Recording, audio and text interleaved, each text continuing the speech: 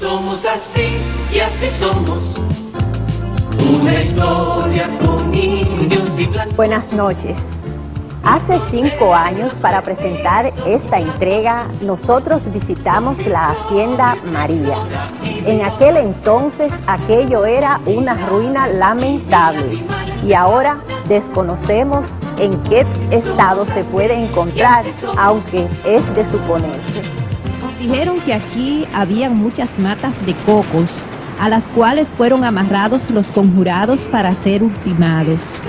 Los cocos que hemos encontrado son muy pocos y dudamos que algunas de las matas tengan más de 30 años. Pero de todos modos, en homenaje a los caídos en este lugar, presentamos desde la Hacienda María la 9ª entrega de Trujillo o al que a hierro mata. 5 días después de la muerte de Trujillo, una comisión de derechos humanos de la Organización de Estados Americanos, OEA, llegó a Ciudad Trujillo. Estaba integrada por representantes de Panamá, Colombia, Uruguay y los Estados Unidos. La comisión inspeccionó a los prisioneros políticos, pero los reos que les presentaron eran los que habían sido previamente seleccionados entre los que estaban menos maltratados. A raíz de la visita de la comisión, Johnny Aves García fue sacado del país rumbo a Jamaica, en tránsito hacia Canadá, y con un cargo diplomático en el Japón. La OEA visitó a 14 hombres directamente implicados en la conspiración del 30 de mayo, pero no le permitieron entrevistar a ninguno de ellos. También le mostraron 40 prisioneros parientes de aquellos, los cuales estaban en la finca del kilómetro 14, propiedad del general Pupo Román. El gobierno, encabezado entonces por el presidente Balaguer, justificó la prisión de estas personas aduciendo que se les mantenía al resguardo de la agresión del pueblo. Los de la OEA fueron llevados además a La Victoria, donde la mayoría de los prisioneros eran miembros del movimiento clandestino 14 de junio, que desde 1960 estaban cumpliendo condenas de hasta 30 años. La comisión de la OEA también visitó a las mujeres presas, y a este respecto, doña Nacima Diná, viuda de don Luis Amía Matió, nos dice: nos llevaron una noche en una guagua, también de noche, porque todos los traslados eran de noche, con las guaguas con cortinas, que uno no sabía dónde iba ahí. Nos llegamos al 14, nos acostaron en catre, bien, como les dije, teníamos calixto, cepillo de dientes, papel sanitario, y al otro día, que lo tengo que nombrar, un vecino, un humilde campesino, nos llevó una lata bien negrecita porque era hervida en leña, de un té. El té más bueno que yo he tomado en mi vida, y azúcar, caliente. Ese pobre señor. Bueno, ¿y a usted no la interrogó la OEA? Ahí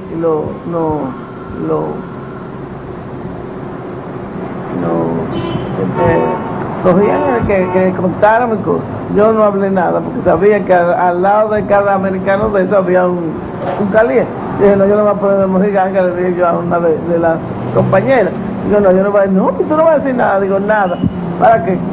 Tú no ves que al lado un caliente. ¿Qué es lo que va uno a decir? Todo el mundo hablaba, no estaban diciendo la verdad. Yo dije, yo no tengo nada que decir. Por su parte, doña Chana nos cuenta que cuando fue a visitarla la comisión de la OEA, entre los personas que fueron, había un señor alto, él, que preguntó que dónde estaba Chana o la señora Díaz, no recuerdo bien, con acento, hablaba con acento. Entonces me dice, te mandó recuerdos Ruby. Ruby es Porfirio Rubirosa, que era amigo nuestro. Digo, dice, yo soy Leland Rosenberg. Ese señor era muy amigo de Ramfi, de los Trujillo. Él vino en el avión, cuando Ramfi llegó con él. fue, creo que el embajador, creo que él era suizo, me parece que era suizo, me parece. Entonces hablamos con la OEA y de cuando ya se iban, digo, yo esta es mi oportunidad de yo saber de mis hijos.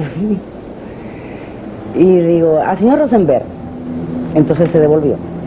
Yo le dije, mire, dígale a Porfirio que yo quiero verlo. Al otro día, Porfirio que llega, un carrazo enorme, yo imagino que era de Ramfis, me bajan, era una casita de 2 pisos, entonces me bajaron. Yo me entré al carro y él me dice, ¿y por qué? ¿Por qué Juan Tomás hizo eso? Digo, bueno, yo no sé, dime tú, preguntame que por qué Juan Tomás hizo eso. Digo, yo no sé. Entonces yo le dije que yo lo había llamado porque yo no había sabido de mis hijos de la noche del 30 de mayo, que yo lo había dejado en una casa. Le dije, ¿dónde era? Donde Moisés Payó. Entonces él me dijo que no me apurara, que él iba a investigar. Entonces me dijo, pero ven acá, ¿qué relación tenían ustedes con el doctor Reed? Digo, con el doctor Reed. Yo me fui al dentista, a Horacio Reed. Y él dice, no, Robbie Reed. Digo, no, Robbie es hermano, además de que es conocido de nosotros, porque era médico de los hijos de Marianela, pero él es hermano de Dona Rica, que es como mi hermano. Dice, no, porque ahí era que estaba Juan Tomás. Digo, ¿dónde es Robbie? Dice, sí, allá apareció y Robbie se mató. Él fue quien me dice a mí que Robbie se había matado. Dime tú, y yo me puse, Dios mío.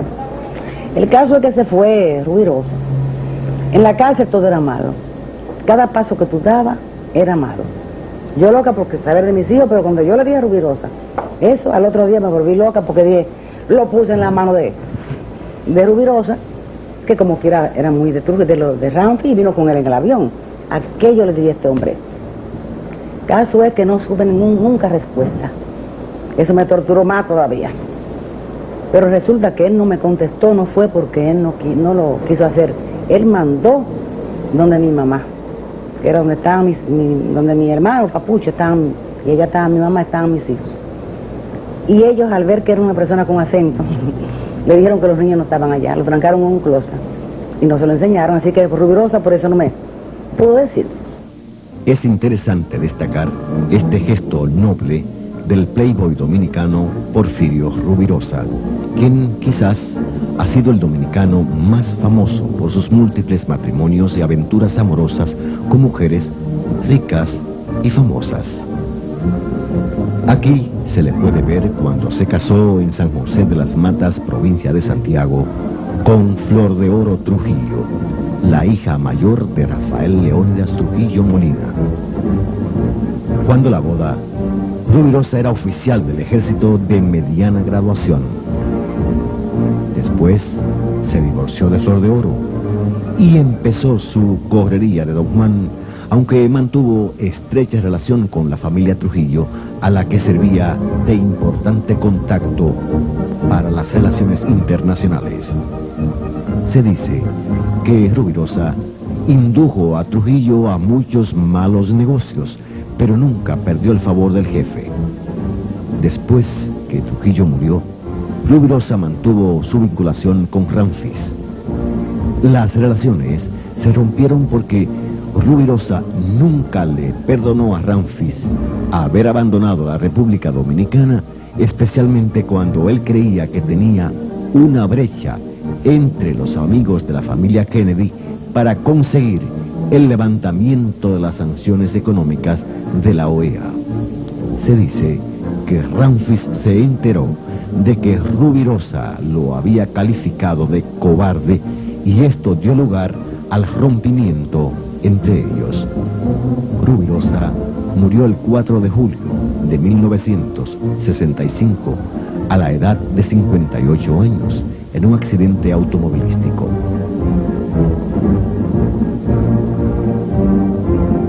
Pero concluyamos con la visita de la comisión de la OEA, que luego de 7 días de labores en nuestro país, se marchó y rindió un informe sobre la situación en nuestras cárceles, que se perdió en generalidades y pasó sin pena ni gloria.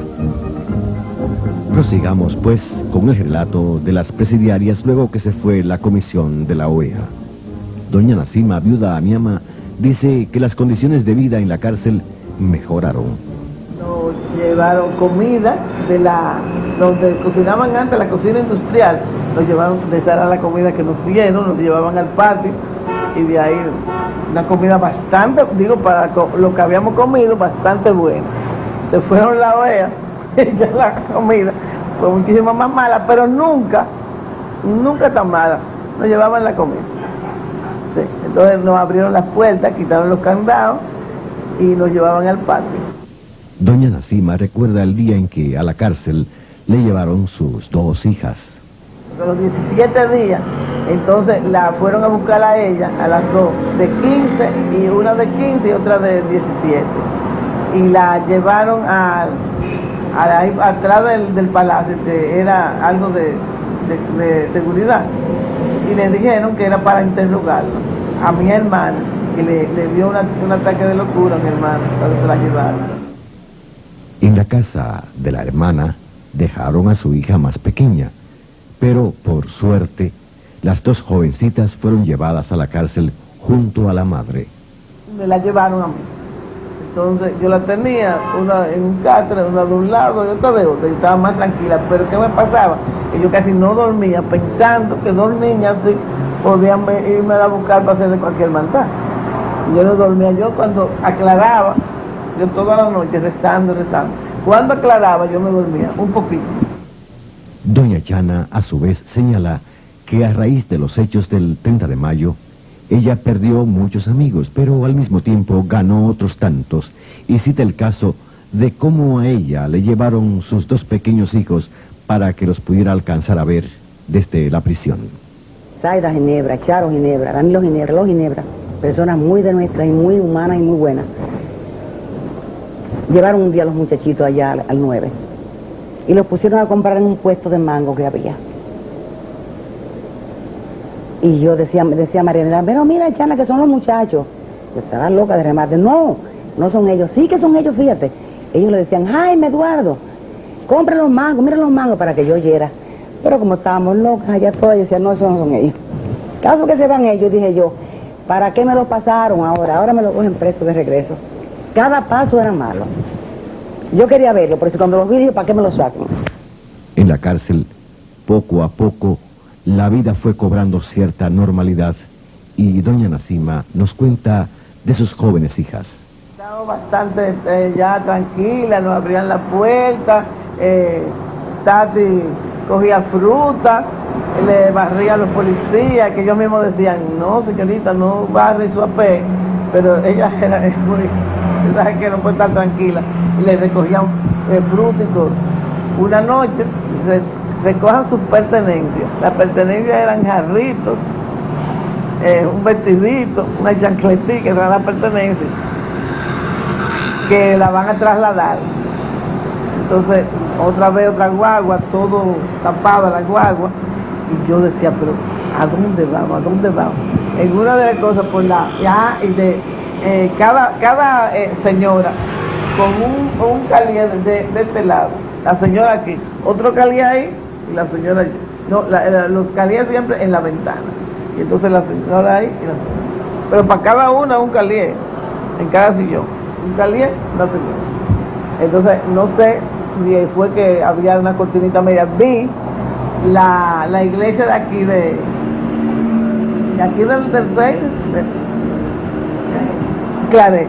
Digo, vamos para adentro. Sí, fueron llevadas a la casa de Jaina Musa, que fue la última prisión de mujeres, y ahí, como a las 5 de la tarde del 4 de agosto, llegó la orden de libertad para todas las mujeres, incluidas doña Nacima de Amiamatió y doña Guachi de Inverbarrera, cuyos maridos, a pesar de haber sido buscados en todas partes, no se logró apresarlos para hacerlos pagar su participación en la conjura del 30 de mayo. Nota al margen. Las viviendas y propiedades de los conjurados del 30 de mayo fueron saqueadas y confiscadas, razón por la cual son muy pocas las fotografías familiares que se pudieron conservar.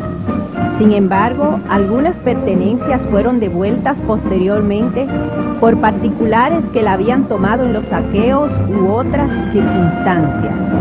Doña Chana Viuda Díaz muestra algunos objetos que le devolvieron luego que se marcharon los Trujillo.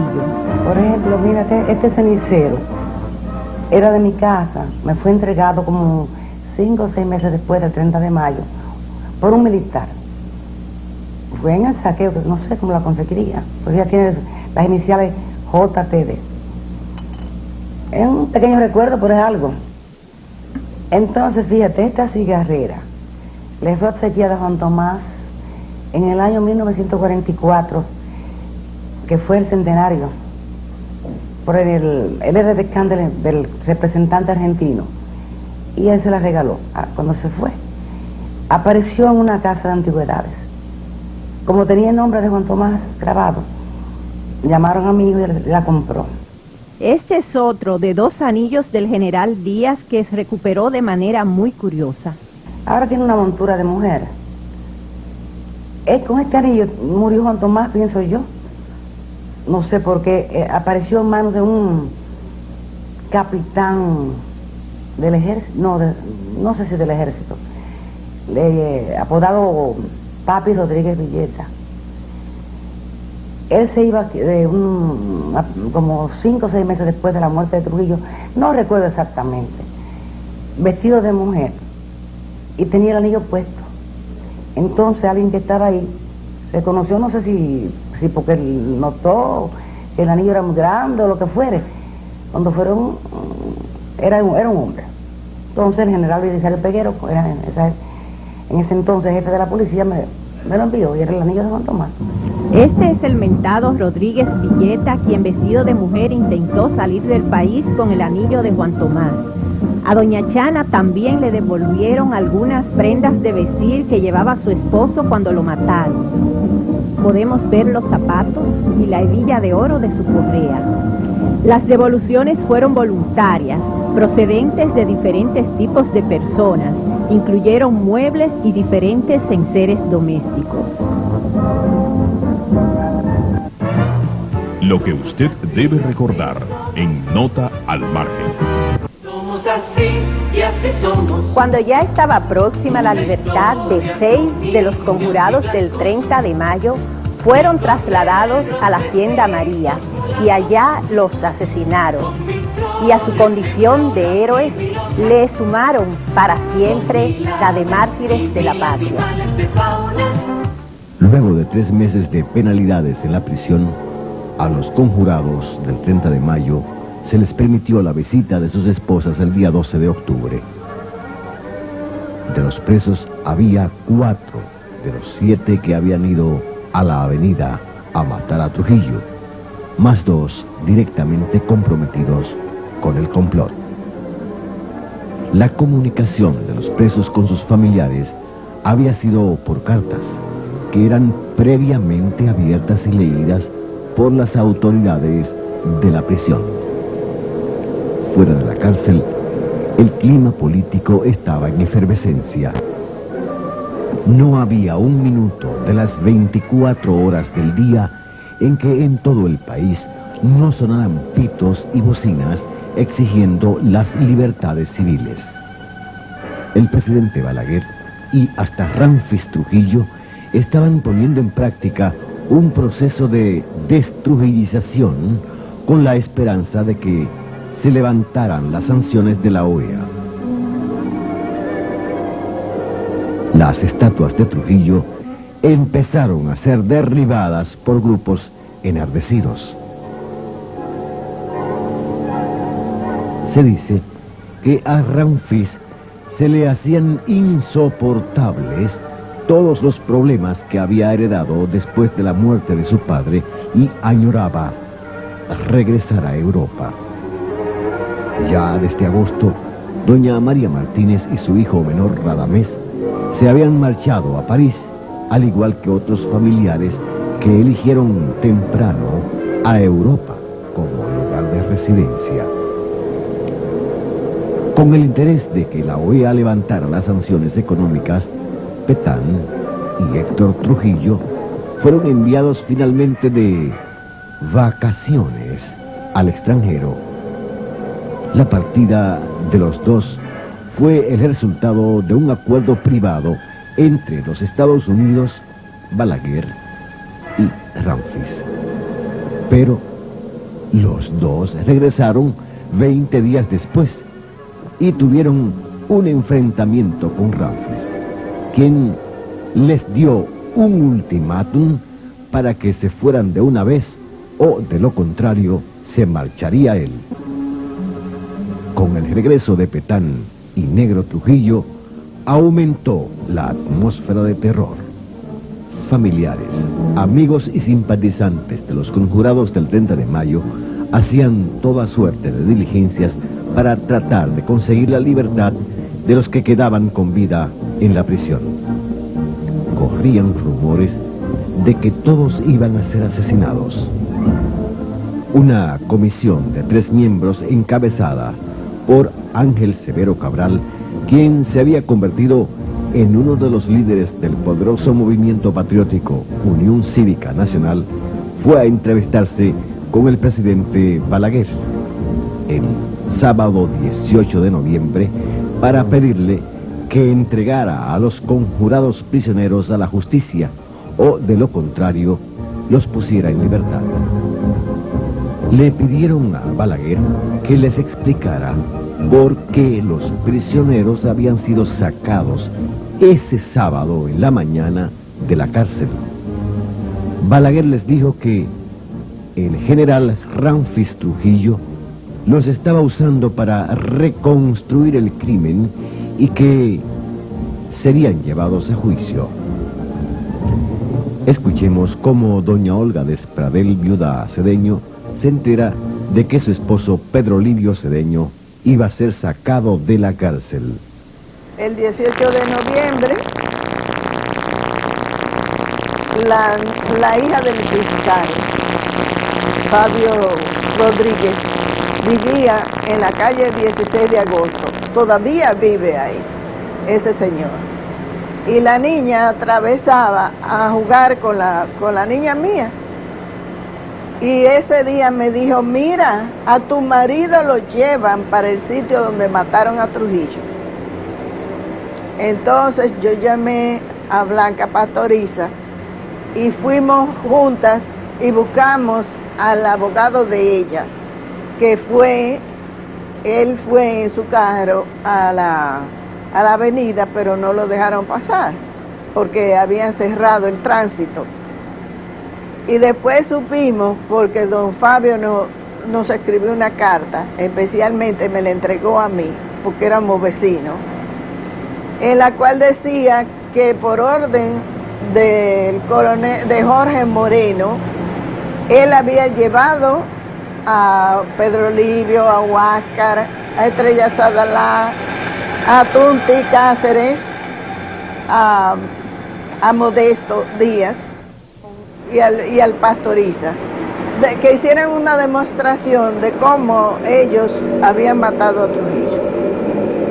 En lo que estaban haciendo la demostración, llegó un camión lleno de guardias, porque se dijo que ese día que Ramfis se iba para otra vez, porque lo habían obligado a salir del país, que su mamá, María, lo había compulsado para que los matara antes de irse. Entonces, el fiscal junto con sus ayudantes rodearon a los complotados en lo que pasaba el camión. Inmediatamente que salió el camión, ellos regresaron con los presos al Palacio de Justicia. Y cuando llegaron ahí, Blanca y yo estábamos ahí esperando. Y entonces, cuando lo sacaron del Palacio de Justicia, el primero que salió fue Pedro Livio, y el guardia estaban con las manos detrás esposadas. El guardia lo empujó con la culata del rifle. ¡Suba pronto a la guagua! Pedro Livio dijo, mire, y le dijo una mala palabra. Usted no está viendo que yo estoy esposado. Entonces después subió Pastoriza y Blanca le dijo, vayan con Dios.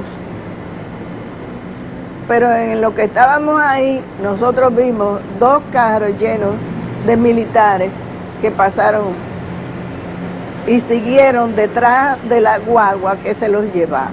A nosotros nos habían dicho en ese momento, no se preocupen que los van a llevar para la victoria otra vez.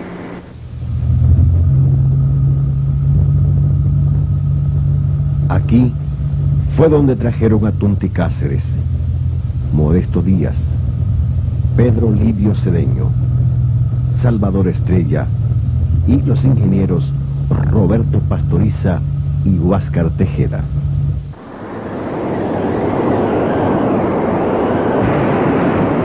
Esta fue una finca costera de miles de tareas. Se localiza frente a San Cristóbal. Y esto es todo lo que queda de unas instalaciones que incluía 3 piscinas y un minicampo de golf.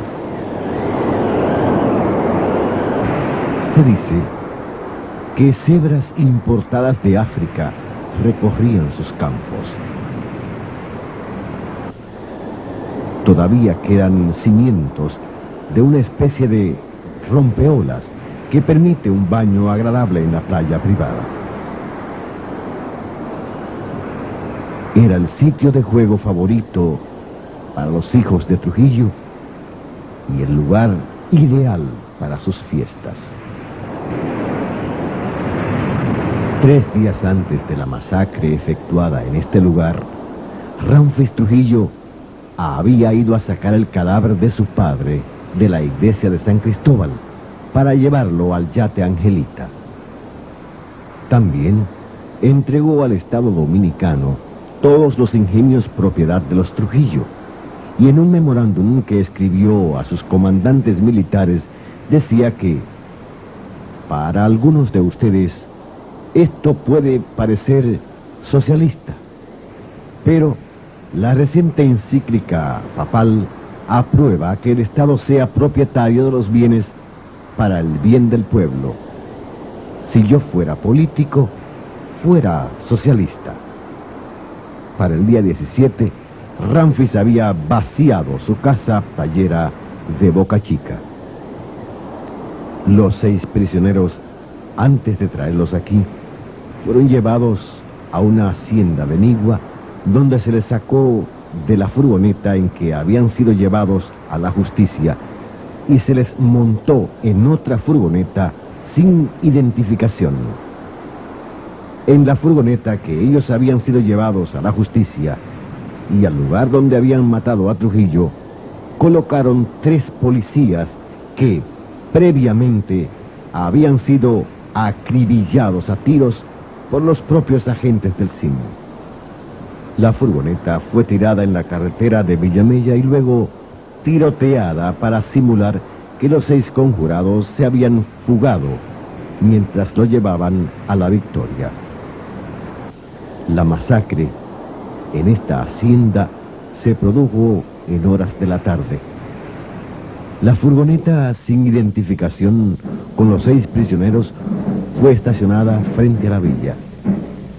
Al primero que mandaron a sacar fue a Pedro Livio Cedeño, al que colocaron de pie, solo, frente a uno de los cocoteros, de espalda al mar. Le amarraron los brazos a la espalda y alrededor de un árbol.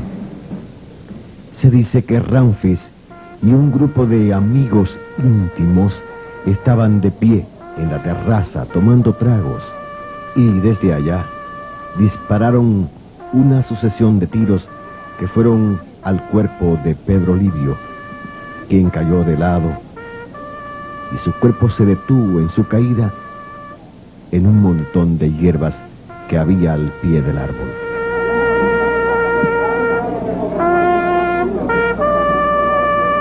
Siguieron el mismo procedimiento con Modesto Díaz, el político y entusiasta gallero.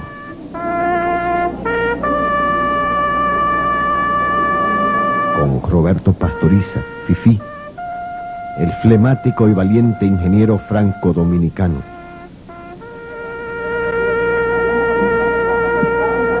Con Tumpi Cáceres, el apuesto soltero, nieto del presidente Mon Cáceres.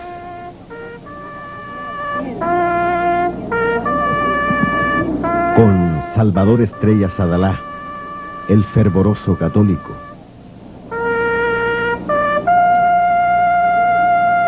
Y con el ingeniero Huáscar Tejeda, quien no llegó a conocer al menor de sus hijos.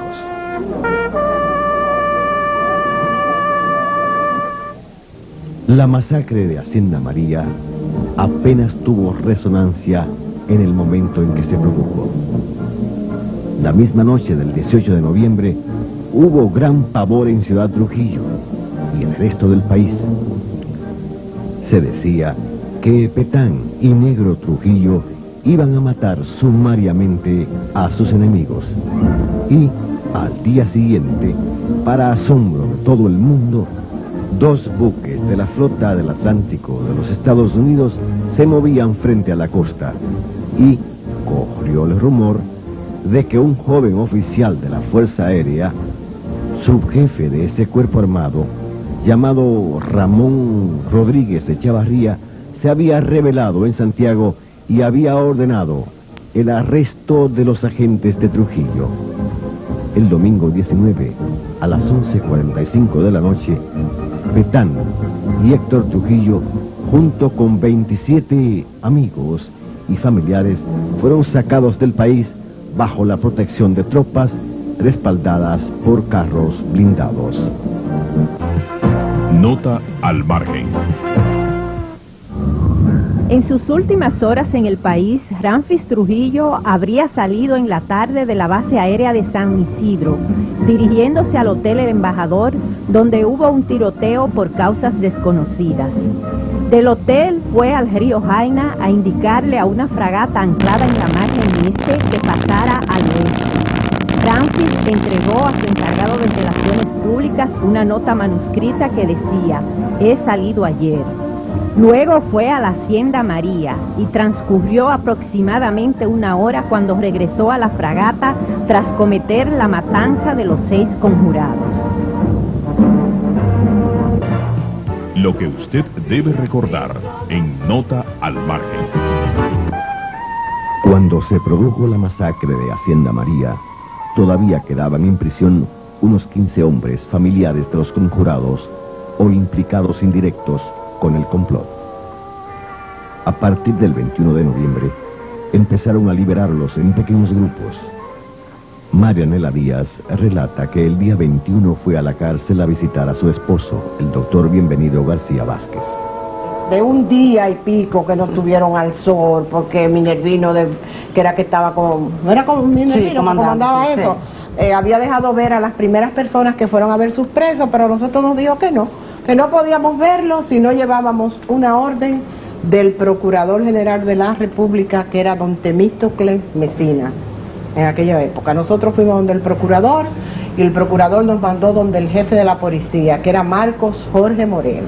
Entonces Marcos Jorge Moreno nos dio el permiso para que los viéramos. Cuando yo vi a Bienvenido, le dije: "Ay, Bienvenido, mataron a Tío Modesto, a Pedro Livia y toda esa gente", y él me dijo: "No, ellos están aquí, si yo oí la voz de Pedro".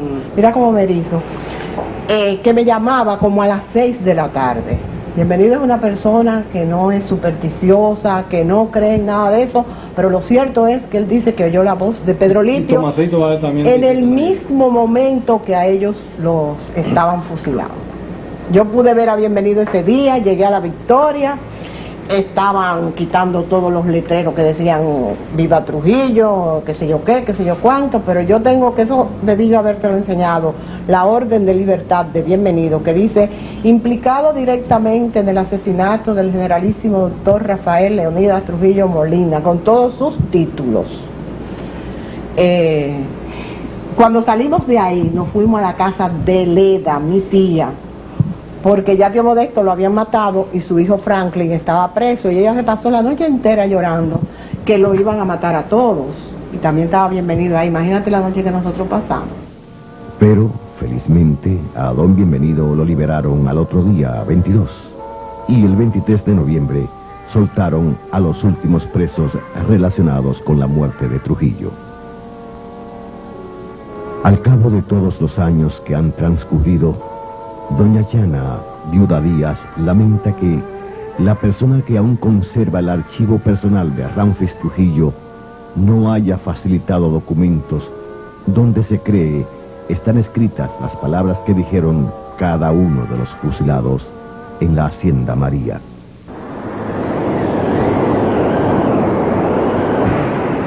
Ahora, solo queda hacer un repaso de lo que pudo ser y lo que fue. A pesar de lo extenso que ha sido este relato sobre la conjura del 30 de mayo, han quedado sin mencionar decenas, cientos de personas que fueron apresadas y torturadas por los hechos, y otras que conocían del complot y no lo denunciaron. Tenemos el caso del potentado hombre de Santiago, Rafael Vidal Torres, Fello Vidal, quien, según doña Chana, ellos hablaron con Fello, con don Fello. ¿Qué era lo que hablaban ellos? Sobre la cuestión del 30 de mayo, y ya casi eso fue en mayo, a principios de mayo, quizás a finales de abril. Pero Fello Vidal iba... No, Fello dijo que él apoyaba, Que no los delataría. que no los delataría, no que apoyaba, sino que él no delataría. Pero que no participaría. Porque él era un político. Sí. Eso fue así, eso fue cierto. Don Fello estaba enterado, ahora él dijo que no lo delataría. ¿Y no lo hizo? Y no lo hizo en realidad. ¿Qué es lo que me pasa con Pupo Román? Pupo Román, yo no creo, él no traicionó. Porque si él estaba enterrado, como estaba, de hacía unos días, un mes o lo que fuera, el tiempo que fuera, y no delató, Y no los delató. el plan, él no fue un delator, ¿entiendes? Él no traicionó. Él no traicionó. Sí, pero de acuerdo con Modesto, él era actuaba una vez desaparecido Trujillo. Eso sí es otra cosa. Eso es aparte. en realidad, todavía el caso del general José René Román Fernández está pendiente de juicio en cuanto a que si traicionó o no. Este hecho ha traído grandes pesares a sus hijos.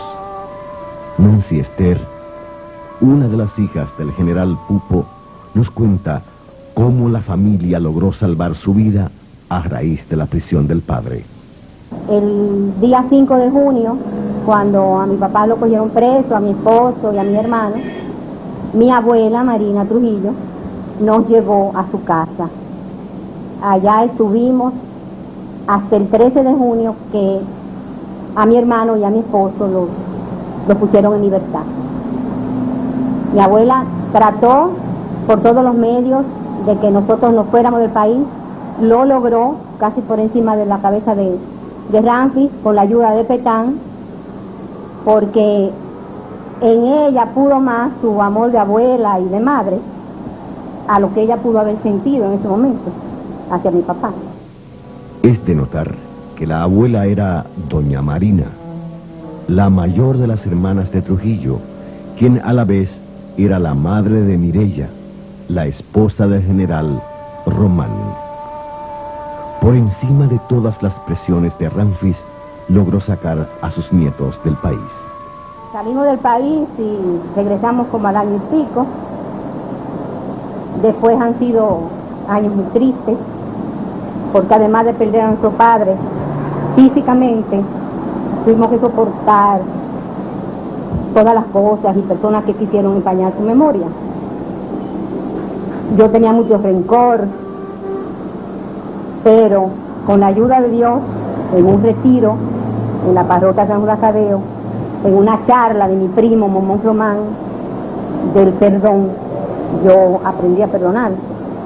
Perdoné a los que maltrataron físicamente a mi papá y perdoné a los que por una causa u otra quisieron empañar su memoria, que pienso que debe ser respetada, porque por el solo hecho de él haber callado y no haber dicho nada del complot, debe respetarse su memoria.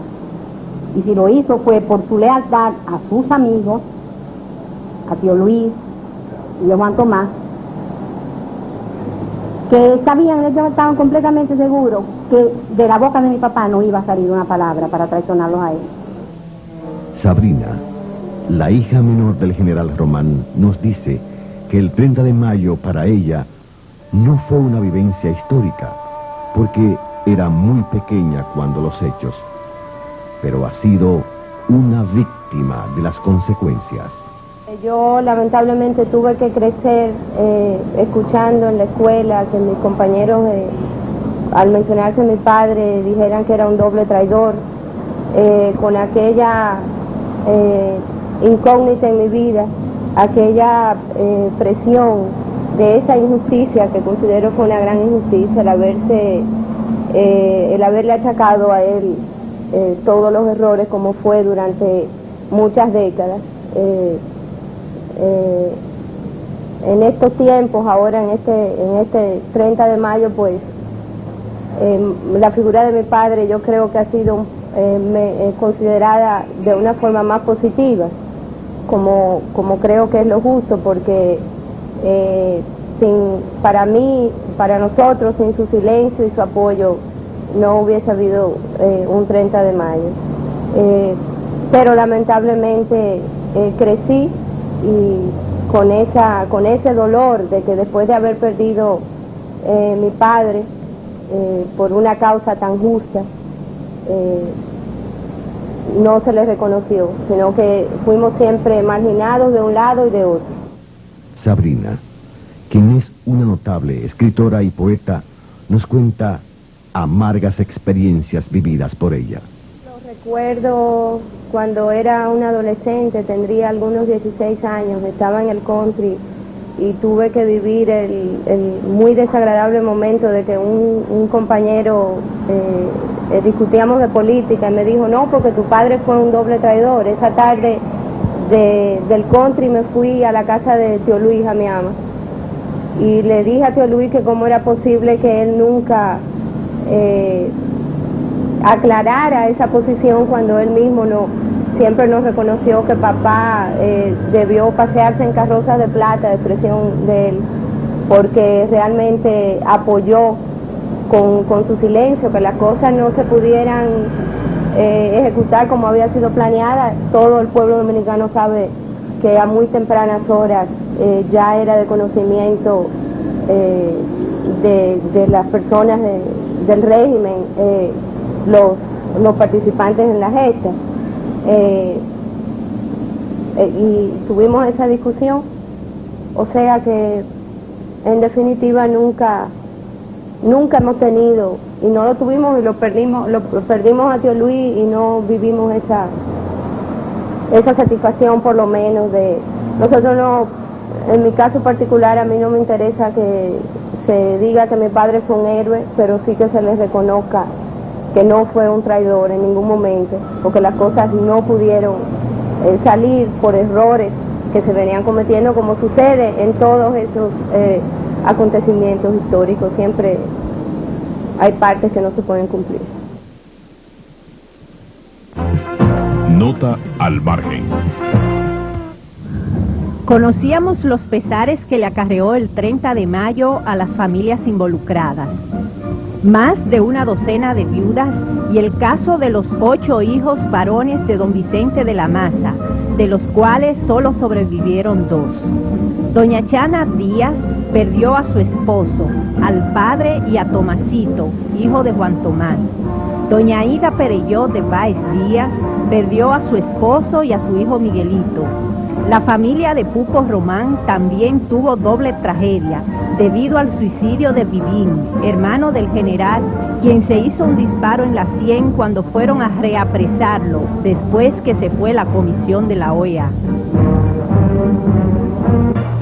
Lo que usted debe recordar en Nota al margen. Somos así y así somos. En la próxima concluiremos con el relato del fin de una de las tiranías más largas y sangrientas que ha conocido la humanidad en el presente siglo. Hasta luego. Flores de flora y mil hojas.